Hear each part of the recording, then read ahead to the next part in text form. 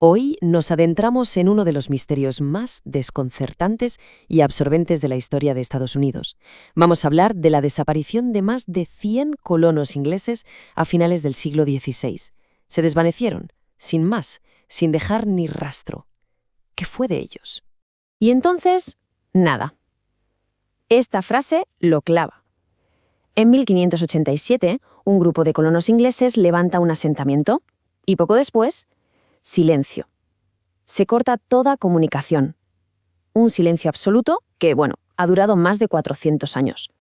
Para meternos de lleno en este misterio, lo curioso es que tenemos que empezar por el final, o mejor dicho, por el principio del misterio en sí, justo en el momento en que el gobernador John White regresa a la colonia y se encuentra con, la nada más absoluta. A ver, pongámonos en situación. White se marcha en 1587 pensando que volverían unos meses. ¿Pero qué pasa? La guerra con España es inminente, la amenaza de la Armada Invencible está ahí e Inglaterra requisa todos los barcos para defenderse. Su regreso se vuelve imposible. Pasan 3 años. 3 larguísimos años en los que la colonia queda completamente aislada del mundo que conocían. Y ojo, no hablamos de un puesto militar o un campamento de soldados. Hablamos de 115 personas. Hombres, mujeres y niños que habían cruzado un océano en busca de una nueva vida. 115 almas que de repente se esfumaron. Lo realmente alucinante es lo que White encontró, o para ser más exactos, lo que no encontró. No había señales de un ataque, ni de violencia. Las casas y las demás construcciones habían sido desmontadas con cuidado. No estaban quemadas ni destruidas. Todo apuntaba a una evacuación ordenada, no a un desastre repentino. Y aquí es donde la historia se vuelve de verdad escalofriante. Ni un rastro de violencia, ni un solo cuerpo, ni una tumba. Es como si 115 personas un día se hubieran levantado y se hubieran marchado, llevándose todo con ellas y sin dejar la más mínima pista sobre su destino. Pero a ver, rebobinemos un poco. ¿Por qué estaban allí para empezar? ¿Qué lleva a estas familias a meterse en un viaje tan increíblemente arriesgado hacia lo desconocido? Bueno, pues la respuesta está en la Inglaterra de la época, la de la reina Isabel I.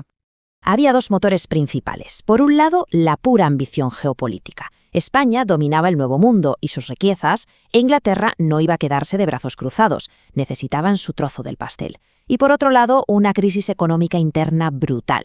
La industria de la lana se había hundido y había miles y miles de personas sin trabajo. Para muchos, ir a América no era una opción, era la única salida que les quedaba.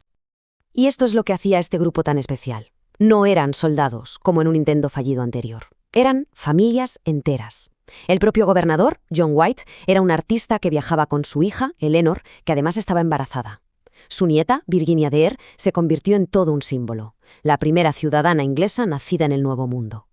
Vale, volvemos a ese asentamiento abandonado. En medio de toda esa desolación, de ese silencio, John White encontró una única y misteriosa pista. Una pista que ha alimentado este enigma durante siglos. Antes de marcharse, White había sido muy previsor. Dejó unas instrucciones clarísimas. Si por cualquier motivo tenían que irse del asentamiento, debían tallar el nombre de su nuevo destino en un árbol o un poste, en un sitio bien visible. Y, muy importante, si se iban por estar en peligro, debían añadir una cruz de Malta como señal de socorro. Y esto es lo que encontró. Una sola palabra, grabada en un poste de la valla que rodeaba el fuerte. Croatoan. Sin más. Para White esto fue un alivio tremendo. Croatoan, que hoy es la isla de Hatteras, era el hogar de Manteo, un nativo americano que era aliado de los ingleses. La palabra apuntaba a un lugar seguro, con amigos. Y lo más revelador, no había ninguna cruz de Malta.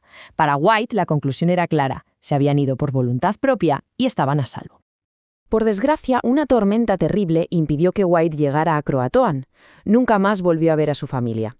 Pero esa pista, esa única palabra, ha sido la guía de la investigación durante más de 400 años.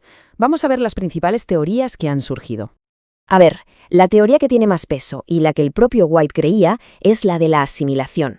O sea que para sobrevivir simplemente se unieron a una tribu nativa amiga, seguramente los Croatoan. Otras teorías, pues un ataque de una tribu rival, aunque no hay pruebas de ninguna masacre. La hambruna, que no acaba de explicar por qué desmontaron el poblado de forma tan ordenada. O incluso un ataque español, pero de eso no hay ni un solo registro.